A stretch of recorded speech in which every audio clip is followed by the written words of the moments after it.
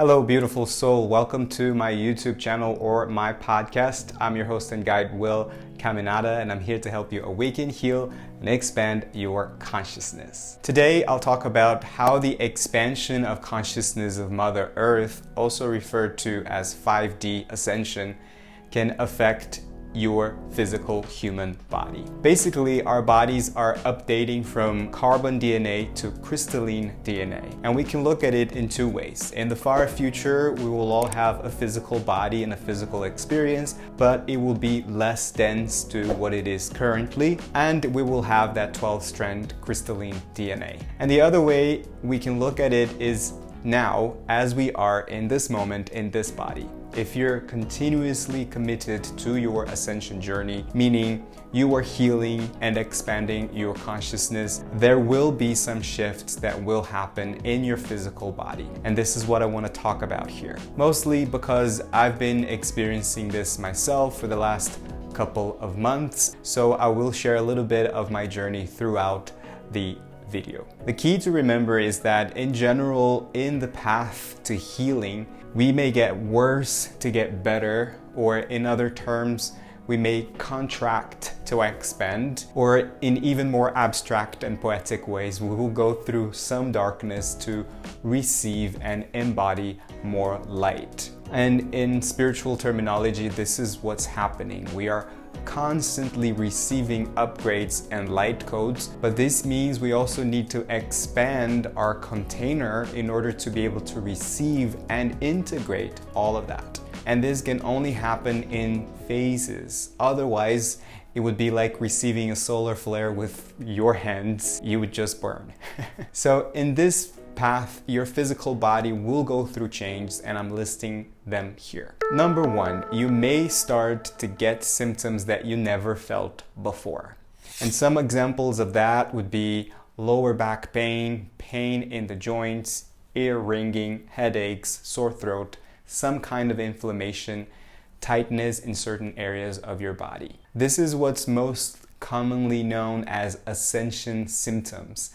And I personally don't like to call that, because it seems like ascension is something like a flu that will make you sick. None of these may happen to you, and if it's something reoccurring to you, it may not just be an ascension symptom, but something chronic that you will have to take care of. So be careful not to name everything an ascension symptom and just hope that it will pass. It's like blaming the moon phases or the planets for everything that's out of order in your life. And I say this with love. All I'm saying, it's important to connect with your inner guidance and the intelligence of your body to assess what it is and take the actions that you feel necessary, whether that will be going to the doctor, to the dentist, or to the physiotherapist, or a healer. Connect with your heart center and trust your intuition above all. Number two, you may get an injury.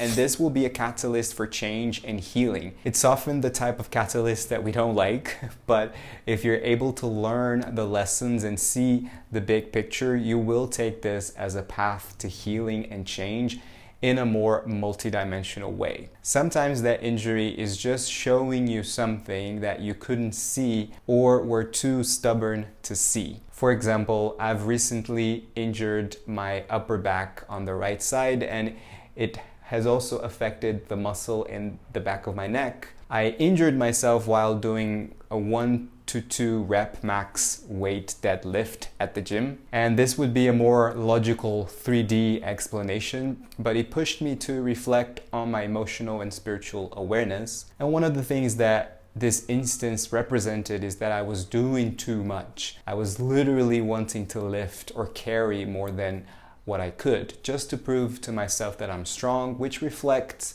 some of my childhood trauma of showing others that I was strong by not showing my sadness, which is very much related to the heart chakra, and the right side, which is the masculine energy. So just a very summed up version of my insights, but just to show you that everything is a somatized experience. The physical injury or symptom is the last thing that shows up, and the thing that will really show you where attention and change are needed. This injury and this awareness have taken me to change my fitness routine, and this takes me to number 3. You may feel or be guided to change your physical fitness routine. One of the mistakes that I was doing was working out so hard, lifting heavy 6 days a week with not much rest in between sessions and not much variation. I was neglecting cardiovascular exercises, flexibility, high intensity training, and even my yoga practice, which I kind of go back and forth. So this led me to completely change and add more balance to my routine. I'm still healing from the injury, but I'm adding much more stretching, running, quick high intensity workouts, and yoga more as a spiritual/physical practice, because for me, yoga is more of a spiritual practice than physical. I believe the physical benefits are a byproduct of the practice. But I'm definitely paying more attention to the health of my joints, my bones, and my muscles rather than just looking at the size or aesthetics. So all of that to say that you may have had an injury or not, but you may be feeling like you need to change up your fitness routine or even start one, and it's never too late. This is so important. Just remember to always prioritize integrated health over overtraining. Don't make the same mistake I made. Number 4, you may feel the urge or be guided to change your diet.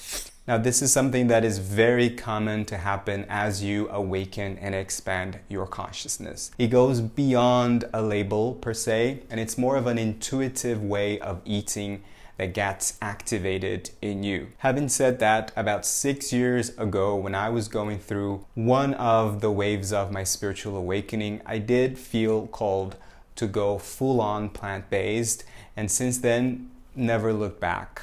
You can watch or listen to episode 99, where I talk about veganism, spiritual awakening, and multidimensionality. I'll leave a card here or the link in the description. But like I said, regardless of labels, you just feel like certain foods aren't sitting well with you, especially over ultra-processed food. Some foods will feel very dense for you too. So if that's the case for you, I encourage you to follow your intuition and the intelligence of your body. Experiment with other types of food, other types of diet, or even experiment with eating at different times of the day, or even eating less. The Pleiadians recently showed me in a meditation that they don't eat the way we do. They don't eat, which is kind of sad because I love eating. But all of that to say that perhaps it's a sign that, again, in the far future, we won't need to eat as much or even at all. And if you want to connect with your Pleiadian counterpart and ask them to show you similar things, you can try this meditation, which I'll place at the end of the video, or if you're listening, you can find the link in the description. Number 5, you may lose weight. Either this or you will notice some shifts in your body, whether it has to do with weight or appearance or even the way certain parts of your body moves or sounds. For instance, I've changed my routine and have been doing more stretching, more cardio, and more yoga. And I've actually been trying to reduce all types of processed food too. I did lose weight, and I can feel my hips are more open, my hamstrings are more flexible, and I'm just overall more mindful of the way I walk and move. So little shifts like this show me that I'm going through shifts in my subtle bodies. The key here is not to judge it and just accept what is, knowing that it's a shift that's meant to happen right now, and it may not last forever. It will not last forever because we're aging and we are changing. But just keep that in mind, that this is part of your ascension process. Number 6, you may want to start new habits. This is the one that sums up all of the above. You will go through some changes and things that may be painful or just not pleasant. But all of this is guiding you into changing your daily habits, because your habits build the quality of your life. And just as with any habits, it may take a while to integrate and incorporate new habits. It's not the one meditation or the one meal or the one workout that will make the difference. So one thing that I'm learning through this, should I say, physical reawakening, is that it's better for me to do 20 minutes of yoga or stretching every day than 1 hour once a week. It's better for me to do